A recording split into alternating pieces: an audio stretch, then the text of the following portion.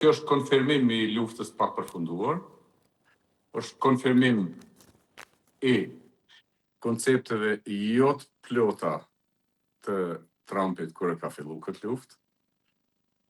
Këto duhet të kemi parasysh, pavarësisht se i kemi aleat dhe çfarë do qofshin, duhet me thonë vërtetën. Janë gabime ka herë edhe strategjike, po kjo s'ka rëndësi.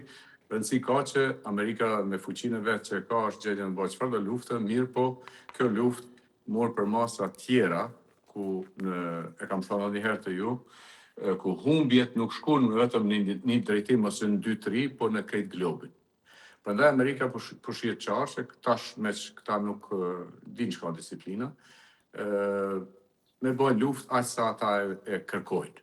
Po jo një luftë sikur jemi mësuar me e pa. Domethënë, ndoshta Trumpin e keni dëgjuar kur ankohet që janë njerëz që s'mbajnë fjalën, ulën tavolinë, bisedojnë dhe shkojnë në Iran dhe thonë ne as jemi takuar se kemi biseduar.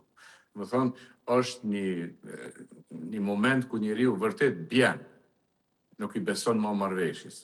Dhe kjo që të ndodh është pikërisht pasojë edhe një gjë shumë e fortë ashtu. Është trondit kupola e komandës dhe politikës në Iran.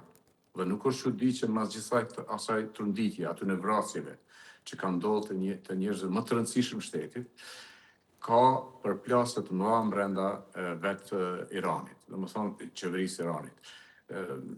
Ashtë i qarë shihet që presidenti dhe ministri i jashtëm janë njerëz që megjithatë dëshirojnë paqen, pavarësisht situatës, janë njerëz që sipas disa mediave, ata janë sulmuar me gur gjatë varrimit të atij Hamnei. Dhe po du me thonë me këtë që du t'i marrë Amerika parasysh edhe problemet mbrenda.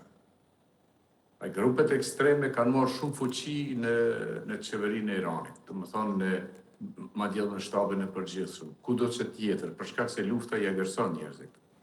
Mirë po, ky jo seriozitet marrëveshje, unë mendoj që jo veç Iranit, gjithve ju kushton shumë. Dhe po të pyes shtuvi shkurtimisht, a është goditur, le të themi, mjaftueshëm Irani sa për ta dëmtuar kështu pakthyeshëm në skenën si faktor i rëndësishëm i sigurisë globale? Jo, unë ata nuk e besoj. Nuk e besojnë edhe shumë analistë tjerë ndërkombëtar.